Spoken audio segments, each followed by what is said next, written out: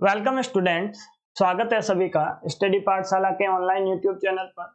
और आज हम बात करने वाले हैं अपनी कक्षा 10 के अध्याय 2 की। और अध्याय 2 है अपने पास बहुपद। अब बहुपद में हमने काफी बातें कर ली थी। बहुपद कैसा होता है, बहुपद की परिभाषाएं क्या होती है, बहुपद के प्रकार क्या होते हैं, बहुपद के शून्य क्या होते हैं, और प्रश्नावली 2.1 भी हमने क्या कर ली थी, पूरी कर ली थी। अब हम बात करेंगे अपनी प्रश्नावली 2.2 की। अब प्रश्नावली 2.2 में अपने पास क्या है कि इसके जो बहुपद के शून्यक हैं, क्या लिख रहा है कि बहुपद के शून्यक और बहुपद के गुणांकों के बीच में अपने को संबंध स्थापित करना है। उसके लिए हमने शुरू से कहानी देखी थी कि रेखिक, रेखिक के बाद द्विघात और द्विघात के बाद हम त्रिघात के बहुपद के लिए संबंध स्थापित करेंगे। तो सबसे पहले रेखिक की जब मैंने बात की थी, किसकी, कि जब रेखिक की बात की थी मैंने, तो उसके लिए उसकी व्यापक रूप लिखी थी मैंने। रेखिक की व्यापक रूप क्या होती है कि ax प्लस बी, और इसको 0 के बराबर कर दूं। यदि मैं इसको 0 के बराबर कर दूं तो अपने जो x का मान होता है वो आता है -b/a। क्या आता है? -b/a। मतलब इसका जो शून्यक होगा, क्या होगा, इसका जो शून्यक होगा वो क्या होगा, आपके शून्यक होगा -b/a। ये संबंध हमने स्थापित किया था। और मान लेते हैं कि शून्यक क्या है, कोई अल्फा है।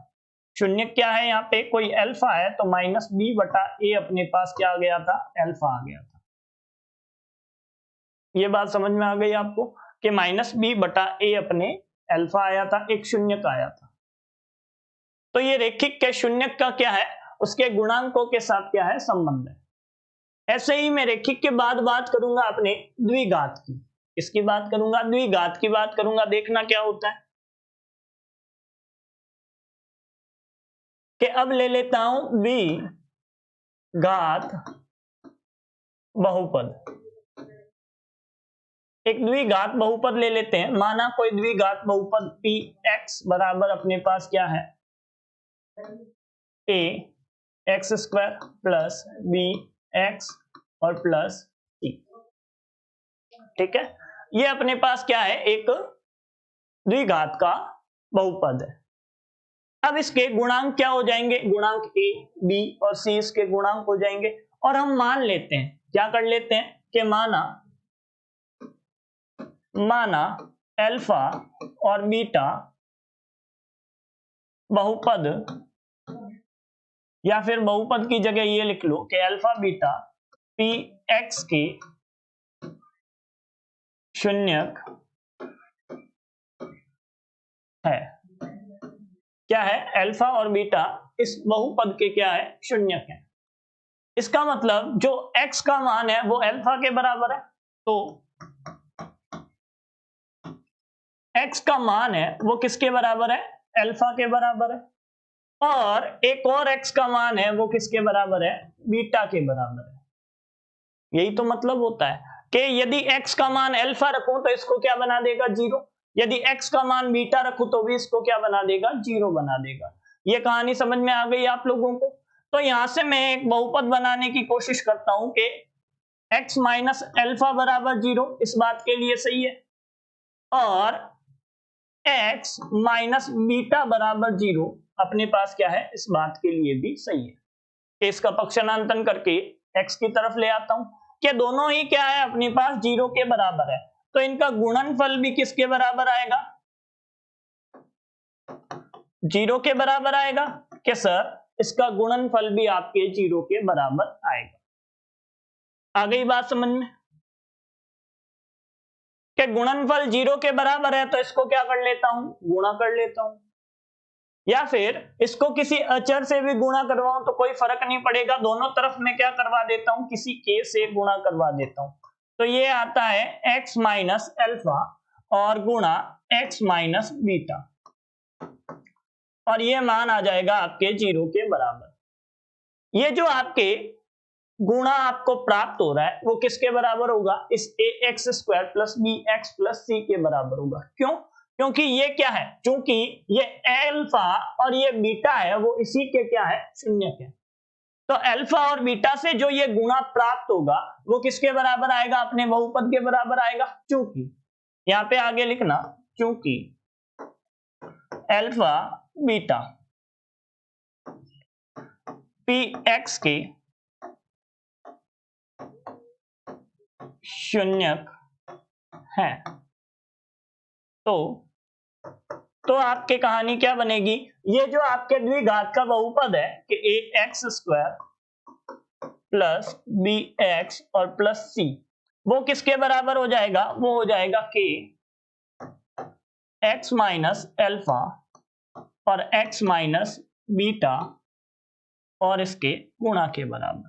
जब इसको हल करूंगा तो ये अल्फा बीटा के साथ अपने को क्या मिल जाएगा, ए बी और सी का संबंध मिल जाएगा। वो कैसे मिलेगा उसकी कहानी आप लोग आगे देखो कि यदि मैं क्या कर दूं, इसको अंदर गुणा करवा दूं, कि इसको क्या करवा दूं, गुणा करवा दूं, तो क्या आएगा, एक्स एक्स से गुणा होगा तो x square minus x beta से गुणा होगा तो माइनस बीटा एक्स, आगे ये अल्फा एक्स से गुणा होगा तो माइनस अल्फा एक्स, और ये माइनस अल्फा और माइनस बीटा गुणा होगा क्या बना लेगा, प्लस अल्फा और बीटा। यहां तक की कहानी समझ में आ गई। ये पूरा किसके बराबर है, ये बराबर है आपके a x square plus b x plus c के बराबर। ये अल्फा और बीटा इसी बहुपद के मान है, इसलिए हमने इसका गुणा भी किसके बराबर कर दिया, a x square plus b x plus c के बराबर। और ये शून्यक के बराबर होता है, इसलिए इसको के से गुणा करने पे भी कोई फर्क नहीं पड़ता। कहानी समझ में आ गई कि इतनी बात समझ में आने के बाद हम लोग क्या कर लेते हैं, इस के को भी अंदर गुणा करवा लेते हैं। के को अंदर गुणा करवा दिया तो के एक्स स्क्वायर माइनस माइनस, यहां से मैं क्या कर लेता हूं, कॉमन ले लेता हूं और के से गुणा करवा देता हूं। नहीं समझ में आ रहा है, कोई बात नहीं, पहले इसको ऐसा ही रखो एक बार के लिए और ये एक्स स्क्वायर कर लो। पहले हम क्या कर लेते हैं, माइनस और एक्स को क्या कर लेते हैं, कॉमन ले लेते हैं, तो ये आया अल्फा प्लस बीटा और यहां आ जाएगा एक्स और प्लस आ जाएगा अल्फा बीटा। यहाँ पे मैंने माइनस कॉमन ले लिया, अल्फा को आगे और बीटा को पीछे लिख दिया, क्योंकि दोनों ब्रैकेट में क्या आएंगे, प्लस में आएंगे, और उनके बाहर क्या ले लिया, एक्स ले लिया। ये बात समझ में आई, तो एक्स को भी क्या, के को भी क्या कर देते हैं, अंदर गुणा करवा देते हैं, तो ये क्या आएगा, के एक्स स्क्वायर माइनस के alpha plus beta x plus के अल्फा बीटा। यहां तक की कहानी समझ में आ गई। और इधर क्या है आपके, a x square plus b x और प्लस सी, और इधर भी क्या है, a x square plus b x और प्लस सी। यहां तक की कहानी समझ में आती है सब लोगों को। तो यहाँ पे क्या कर लेता हूं, एक्स स्क्वायर और एक्स स्क्वायर के जो गुणांक है उनको तुलना कर लेता हूं। यहाँ पे पूरे बहुपद की एक दूसरे से तुलना कर लेता हूं कि जो अचर है वो अचर के बराबर आएगा। यहाँ पे x का गुणांक है और यहाँ पे x का गुणांक है, वो बराबर आएंगे। यहाँ पे जो x स्क्वायर का गुणांक है और यहाँ पे x स्क्वायर का गुणांक है, वो आपस में बराबर आएंगे, क्योंकि हम इन दोनों बहुपदों को क्या बोल रहे हैं, आपस में बराबर बोल रहे हैं। तो यहां से कहानी समझ में आती है कि x स्क्वायर x के गुणांक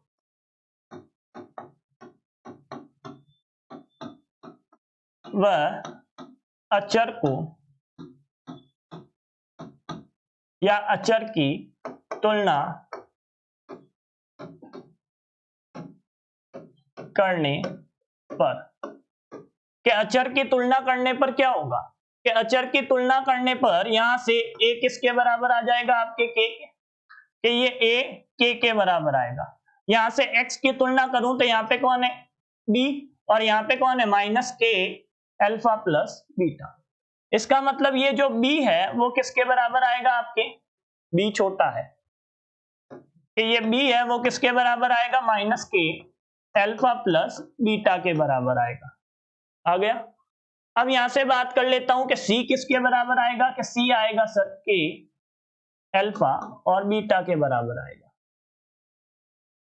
यहां से अपने को तीन समीकरणें मिलती है, समीकरण नंबर 1, समीकरण नंबर 2 और ये समीकरण नंबर 3 है कि नहीं है, ये 3, ये 2 और ये 1। ये कहानी समझ में आ गई आप लोगों को? अब यहां से यदि मैं क्या निकालना चाहूं, अल्फा और बीटा का संबंध निकालना चाहूं कि समीकरण 2 से, समीकरण 2 से मैं क्या करता हूं, अल्फा प्लस बीटा निकालना चाहता हूं, तो अल्फा प्लस बीटा क्या आ जाएगा, बी बटा के। क्या आ जाएगा, बी बटा के। और के कैसा है, माइनस का है, तो माइनस के साथ इसको क्या कर लेंगे, पक्षांतरण कर लेंगे। अब यहां से ये बताओ कि अल्फा गुणा बीटा का मान किसके बराबर आएगा, सी बटा के। तो ये आता है समीकरण नंबर 3 से। यहां तक की बात समझ में आई कि समीकरण 2 से अल्फा और बीटा का मान निकाल लिया, बाकी को जो भी है उसको पक्षांतरण कर लिया। यहां से भी के का क्या कर दिया, पक्षांतरण कर दिया। अब समीकरण नंबर 1 से देखो कि समीकरण नंबर 1 से, के समीकरण नंबर 1 से के का तो कोई लेना देना ही नहीं है अपने दूर दूर तक, के का दूर दूर तक लेना देना नहीं है। इसका मतलब तो ये हुआ कि के अपने फालतू का आदमी है। पर ये के है वो किसके बराबर है, ए के बराबर है, तो के की जगह ए लिख दो। कि समीकरण 1 से क्या हो जाएगा कि अल्फा प्लस बीटा बराबर माइनस बी बटा ए। ठीक है, और यहां पे भी समीकरण नंबर 1 से क्या कर लेता हूं, के का मान रखता हूं, तो क्या हो जाता है कि अल्फा गुणा बीटा बराबर सी बटा ए। ये काम हो गया कि ये अब आपको संबंध मिल गया, संबंध नंबर 3 के बाद ये 4 और ये क्या है 5 है। कि 4 और 5 हो गया। अब 4 और 5 आपको देखो कि ये अल्फा और बीटा आपके पास क्या है, शून्य। अल्फा और बीटा यहाँ पे भी शून्य, बी बटा ए गुणांक, और यहाँ पे सी बटा ए क्या है, गुणांक है। मतलब ये जो आपको 4 और 5 मिला वो गुणांक और शून्य के बीच में संबंध है। ये काम की चीज है, यही आपके काम का आदमी है, और इस काम के आदमी को बोल देता हूं अतः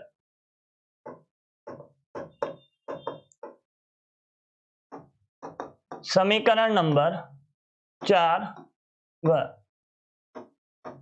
समीकरण नंबर 5 शून्यक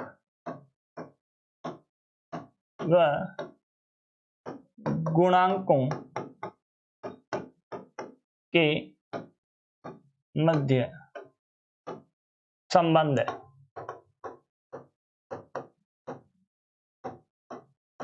और ये किसका संबंध है, द्विघात बहुपद का है। ऐसा नहीं है कि सबके लिए लागू होता है, ऐसा नहीं होगा, सिर्फ द्विघात के लिए लागू होगा। अब जब मैं बात कर लूंगा त्रिघात की, किसकी बात करूंगा कि मान लो अपने जो संबंध स्थापित करना हो वो त्रिघात के लिए स्थापित करना हो, तो क्या होगा कि जब त्रिघात के लिए संबंध स्थापित करेंगे तो त्रिघात का एक मानक रूप लिखूंगा, अल्फा बीटा और गामा 3 आपके शून्यक आएंगे, उनके साथ उसका संबंध स्थापित करूंगा। वो भी एक बार देख लेते हैं क्या संबंध आता है कि अब जो संबंध स्थापित करते हैं त्रिघात के लिए करते हैं, इसके लिए करते हैं त्रिघात बहुपद, है ना। कि त्रिघात बहुपद होता है, उसका मानक रूप होता है पी एक्स बराबर a x cube plus b x square plus c x और प्लस बी। मान लेता हूं कि शून्यक हैं, शून्यक हैं वो है आपके अल्फा बीटा और ये गामा। ये अल्फा बीटा गामा और ये जो एबीसीडी चलती है पूरी ये यूनानी शब्द है आपके। ये कैसे शब्द हैं ये भी बता दूं कि ये जो शब्द हैं वो यूनानी है। ये आपके यूनानी शब्द हैं और इनका उच्चारण वगैरह तो आपको पता ही है कि अल्फा बीटा गामा होता है। तो ये कहानी है। अब इनके जो गुणांक हैं और जो शून्यक है उनके बीच में संबंध होता है, वो कुछ इस प्रकार का ही होता है कि माइनस बी बटा ए तो मिलेगा आपको, और एक सी बटा ए मिलेगा, और एक क्या मिलेगा बी बटा ए मिलेगा, वो भी माइनस का। इस प्रकार ये क्रम चलता रहेगा आपके कि जो बी बटा ए है वो alpha plus beta plus gamma के बराबर आएगा। और ये जो सी बटा ए है वो alpha beta plus beta gamma plus gamma alpha के बराबर आएगा। ठीक है, और ये जो डी बटा ए है वो अल्फा बीटा और गामा के बराबर आएगा। जब त्रिघात का क्या हो जाए, आपके पास बहुपद हो जाए, तो इस प्रकार से आपको क्या मिलेगा, संबंध मिलेगा। आप चाहो तो आगे चतुर्घात के लिए और पंचघात के लिए भी संबंध निकाल सकते हो। तरीका वही होगा कि x बराबर अल्फा आएगा, x बराबर बीटा, x बराबर गामा। इन तीनों का जब गुणा कर दूंगा तो एक संबंध प्राप्त होगा, उसमें x स्क्वायर, x क्यूब और x का क्या कर लेंगे, तुलना कर लेंगे गुणांकों की, और अपने पास क्या आ जाएगा, ये संबंध स्थापित हो जाएगा। इसका डेरिवेशन नहीं है आपके कि ये आपके, इसका डेरिवेशन आपके क्या नहीं है, कोर्स में नहीं है, और ना ही इसके कोई सवाल करने हैं। ये बस आपको पता होना चाहिए नॉलेज के लिए। इसके कोई सवाल आपके किताब में हैं पर आपके परीक्षा में नहीं आएंगे। तो ये कहानी हो गई शून्यकों के संबंधों की और गुणांक, शून्यक और गुणांकों के बीच के संबंध की। काम आने वाला है वो सिर्फ द्विघात काम में आने वाला है और कुछ काम में नहीं आएगा। तो वो दो जो फॉर्मूले अपने मिले थे, क्या मिले थे कि अल्फा प्लस बीटा बराबर माइनस बी बटा ए और अल्फा बीटा बराबर सी बटा ए। ये आपके काम का है। इसको मैं संबंध बोलूंगा, वो बोलूंगा योग का, इसको संबंध बोलूंगा योग का, और इसको बोलूंगा गुणा का। इसको क्या बोलूंगा, गुणा का संबंध बोलो। जब भी बोले कि शून्यकों का गुणा आपके इतना है तो सी बटा ए ही होगा। कहानी समझ में आ गई। तो अब इसके सवाल कर लेते हैं। अब हम बात करेंगे इसके सवालों की। सवाल है प्रश्नावली 2.2 का पहला, उसमें अपने को क्या करना है कि निम्न द्विघात बहुपद के शून्यक ज्ञात करो। सबसे पहले तो इसके शून्यक अपने को क्या करने हैं, ज्ञात करने हैं, और शून्यकों तथा गुणांकों के बीच में संबंध की सत्यता की जांच करो। पहले इसके शून्यक निकालने हैं अपने को, उसके बाद जो संबंध अपने देखा था उसकी जांच करनी है कि alpha plus beta minus b upon c a के बराबर आता है कि नहीं आता है। मतलब वो जांच करके अपने को इसको दिखाना है। तो कहानी समझ में आ गई। क्या करना है, पहले तो द्विघात का अपने को क्या करना है, शून्यक निकालना है। मतलब जो गुणनखंड विधि आप लोगों ने नाम सुना है, गुणनखंड विधि के गुणनखंड विधि के द्वारा मैं क्या करूंगा, इसका गुणनखंड करूंगा और गुणनखंड से क्या प्राप्त कर लूंगा, शून्यक प्राप्त कर लूंगा। तो पहला काम रहेगा अपना गुणनखंड करना। अब वो विधि आपको आनी भी चाहिए। अब विधि नहीं आती है तो कोई बात नहीं, ज्यादा दिक्कत वाली बात है नहीं। क्यों नहीं है, क्योंकि यदि विधि नहीं आती तो मैं आपको सिखा दूंगा। अभी देखो कैसे सीखेंगे गुणनखंड विधि। अब गुणनखंड विधि आप लोगों को यह सिखाया जाता है कि इस बीच वाले के ऐसे जोड़ के या घटा के टुकड़े करो कि आपके क्या मिल जाए, इन दोनों का गुणा मिल जाए। यही तो होता है, पर हम ये तरीका काम में नहीं लेंगे। हम क्या करेंगे, हम एक दूसरा तरीका काम में लेंगे कि हम पहले ये देखेंगे कि इन दोनों का गुणा आता क्या है, और इन दोनों के गुणा को या गुणनखंड को इस प्रकार जोड़ूं या घटाऊं के दो आ जाए। अपने को ये दो प्लस का है, माइनस का है, गुणा का है, इससे कोई मतलब नहीं। अपना काम यह है कि पहले ये जो मानक रूप होता है ना आपके द्विघात का, मानक रूप क्या है कि a x square plus b x plus c। ये आपके पास क्या है, द्विघात का मानक रूप है। इस मानक रूप में क्या होता है कि इन दोनों का जो गुणा है, क्या है कि इन दोनों का जो गुणा आपको प्राप्त होता है, आपको उसके अभाज्य गुणनखंड बना लेने हैं, टुकड़े बना लेने हैं। मतलब दो टुकड़े बनाने हैं अपने को, और कुछ नहीं करना, गुणनखंड निकालने हैं। और उन गुणनखंडों को इस प्रकार से सेट करना है कि आपके दो आ जाए, चाहे जोड़ के करना पड़े चाहे घटा के करना पड़े। किस प्रकार काम करना है वो देखेंगे कि यहाँ पे a का मान है वो कितना है, 1, और c का मान कितना है, 8। अब माइनस का है या प्लस का है उससे कोई लेना देना नहीं है अपने को। 1 है सबसे आगे और पीछे क्या है, 8 है। इन दोनों का गुणा कर लो। जब गुणा कर लिया तो आपको क्या मिला कि गुणा करने पे आपको 8 मिला। अब 8 किस प्रकार गुणा होके बन सकता है ये देखो कि ये जो 8 है वो 1 गुणा 8 हो सकता है, ये जो 8 है वो 2 गुणा 4 हो सकता है, और इसके कोई आपके क्या नहीं बनते, संबंध नहीं बनते।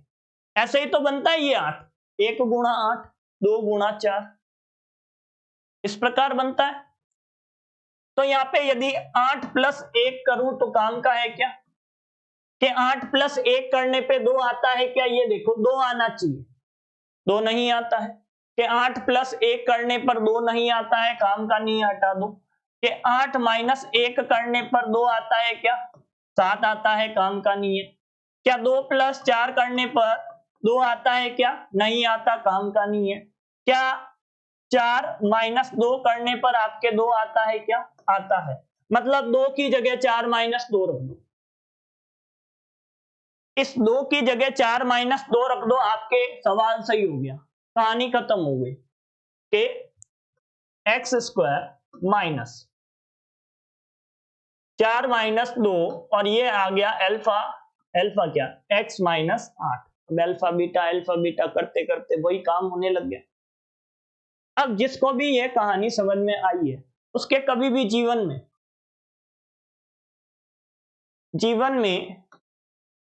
कभी भी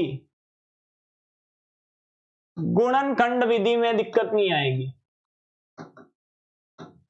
क्या नहीं आएगी, गुणनखंड विधि में कभी भी दिक्कत नहीं आएगी। क्यों नहीं आएगी, क्योंकि सही में गुणनखंड विधि करने का यही तरीका है, आप लोगों को उल्टा सिखाया जाता है, आपको सिर्फ इसके बारे में सिखाया जाता है, हम इसको सीखते ही नहीं।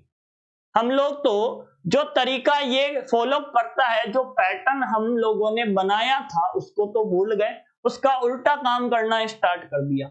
हम सीधा सीधा काम कर रहे हैं। हम इस 8 के टुकड़े करके देखेंगे जो A और C के गुणा से प्राप्त हुआ, फिर हम ये बना देंगे 4 और 2। ये 4 और 2 ही आपके हो सकता है उत्तर मिल जाए, क्या मिल जाए, आपका उत्तर मिल जाए। कहानी समझ में आ गई आप लोगों को कि यहां से यदि आगे बढ़ूं, यहां से यदि आगे बढ़ूं तो इस माइनस को अंदर गुणा करवाना है और इस x को अंदर गुणा करवाना है, करवा दो। ये आगे आएगा एक्स स्क्वायर माइनस 4 को गुणा करवाया माइनस से तो माइनस का 4, और x से गुणा करवाया तो माइनस 4x। माइनस को इस माइनस से गुणा करवाता हूं तो हो जाता है प्लस, के माइनस को माइनस से गुणा करवाता हूं तो प्लस, और इस 2 को x से गुणा करवाता हूं तो 2x, और ये आएगा माइनस का 8। कहानी समझ में आ गई सबको। यदि आगे बढ़ूं तो क्या आएगा, x कॉमन आएगा, और x से x कॉमन आया तो x बचेगा, x स्क्वायर से कॉमन ले लिया मैंने। उसके बाद माइनस, यहां से क्या कॉमन आ गया, x कॉमन आ गया, पीछे बचा 4, आगे प्लस 2 कॉमन ले लो और क्या बन जाएगा, x माइनस 4। मैंने कहा था ना कि यदि यहाँ पे 8 के ऐसे टुकड़े मिल जाए जिनका योग या घटाव 2 हो जाए तो आपके आगे कोई गलती नहीं होगी, काम बिल्कुल सही है। कि यहां से यदि बात करूं कि x माइनस 4 दोनों के पास है तो इसको भी कॉमन ले लिया, पीछे बच गया x प्लस 2। कहानी समझ में आ गई। यदि किसी के ये दोनों ब्रैकेट अलग अलग आते हैं, क्या होते हैं, ये दोनों ब्रैकेट अलग अलग आते हैं या प्लस माइनस का भी फर्क है तो भी गुणनखंड पूरा नहीं हुआ।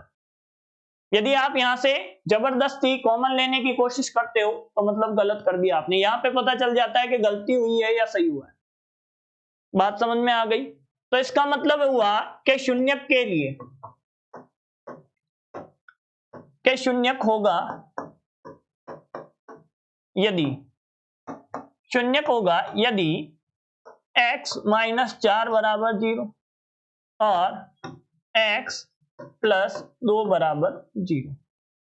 शून्यक होने की एक घटना है, ये जो रेखिक बहुपद मिला है ना, इन दोनों का गुणा द्विघात होता है। रेखिक रेखिक गुणा होकर द्विघात बनाते हैं, रेखिक रेखिक रेखिक तीनों गुणा होकर त्रिघात बनाते हैं। ध्यान में रखना कि यहां से यदि x का मान निकालने की कोशिश करूं तो क्या मिलेगा अपने को, x का मान निकालूंगा तो मिलेगा अपने को 4, और यहां से x का मान निकालूं तो मिलेगा 2। क्या मिलेगा, 2, वो भी माइनस का।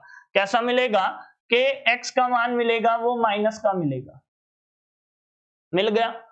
अतः शून्य क्या हो गए, यहां से आगे क्या लिखोगे, अतः शून्यक क्या हो जाएंगे, शून्यक 4 और -2 है। क्या है, 4 -2 इसके शून्यक है। अब अपने को तो शून्यक निकाल लिए, अपने को इनके सत्यता की जांच करनी है कि क्या ये सही है कि नहीं है, या फिर इसका संबंध स्थापित करना है। किसके साथ करना है, कि यहां से अपने को संबंध स्थापित करना है। ठीक है, ये बात समझ में आ गई कि संबंध स्थापित करना है। अब किसके साथ करूंगा कि यहां अल्फा बराबर है 4, बीटा बराबर है -2, आगे गुणांक क्या है, गुणांक की बात करूं तो a का मान किसके बराबर है, x का कोई आगे गुणांक है ही नहीं, मतलब 1। छोटा b किसके बराबर है, छोटा b है -2 के बराबर। किसके बराबर है, -2 के बराबर। और यहां से क्या ले लेता हूं, c ले लेता हूं, तो c किसके बराबर आएगा, -8 के बराबर। कहानी समझ में आ गई। 5 बातों की आपको जरूरत है संबंध स्थापित करने के लिए, ए बी सी अल्फा और बीटा। ए बी सी पता होता है, अल्फा बीटा हमने निकाल लिया, तो कहानी आगे बढ़ाओ, संबंध देखो। संबंध देखूंगा तो अल्फा प्लस बीटा क्या आ जाएगा आपके, अल्फा प्लस बीटा आ जाएगा -b/a। क्या आ जाएगा, -b/a आ जाएगा। मतलब अल्फा का मान है आपके पास 4 प्लस बीटा का मान है -2 बराबर माइनस बी का मान कितना है -2 और a का मान कितना है 1। कहानी समझ में आ गई। यदि दोनों तरफ बातें सेम मिल जाएगी तो अपन क्या बोल देंगे, ये सही है। कि यहां से निकालो तो 4 - 2 किसके बराबर आएगा, 2 के बराबर आएगा। इनका गुणा कर लिया और ये है बटा 1। कि 1 का भाग करता हूं तो इधर क्या आता है, 2 आता है, और इधर भी क्या आता है, 2 आता है। मतलब ये अपने क्या है, एक काम सही हो गया। अल्फा प्लस बीटा को चेक कर लिया तो अल्फा गुणा बीटा को भी चेक करना कि अल्फा गुणा बीटा बराबर क्या होता है, c/a। क्या होता है, c/a होता है। अल्फा का मान है 4 गुणा बीटा का मान है -2 बराबर c का मान है -8 और a का मान है 1। इन दोनों का गुणा करता हूं तो -8 के बराबर, और इन दोनों का भाग करता हूं तो भी -8 के बराबर। ये क्या हो गया, जांच हो गई आपकी। क्या हो गई, जांच हो गई। सवाल में पीछे क्या लिखा हुआ था कि शून्यक और गुणांकों के बीच में सत्यता की जांच करो, ये जांच हो गई आपकी। ये क्या हो गई, जांच हो गई कि अल्फा प्लस बीटा -b/a के बराबर आ रहा है, अल्फा गुणा बीटा c/a के बराबर आ रहा है। कहानी खत्म। ये कहानी क्या हो गई, खत्म हो गई पहले सवाल की। तो पहले सवाल के बाद हम आगे करेंगे दूसरा सवाल। किसी को भी कोई भी डाउट हो इस सवाल में, क्या हो, इस सवाल में कोई भी डाउट हो तो कमेंट करके जरूर पूछ लेना। और आज के लिए इतना ही काम करते हैं और बाकी काम कल करेंगे। और जो भी चैनल पर नए हैं वो सब्सक्राइब कर दो और सबके साथ इसको क्या करो, शेयर करो। तो चलता हूं, लेता हूं अलविदा, टाटा बाय बाय।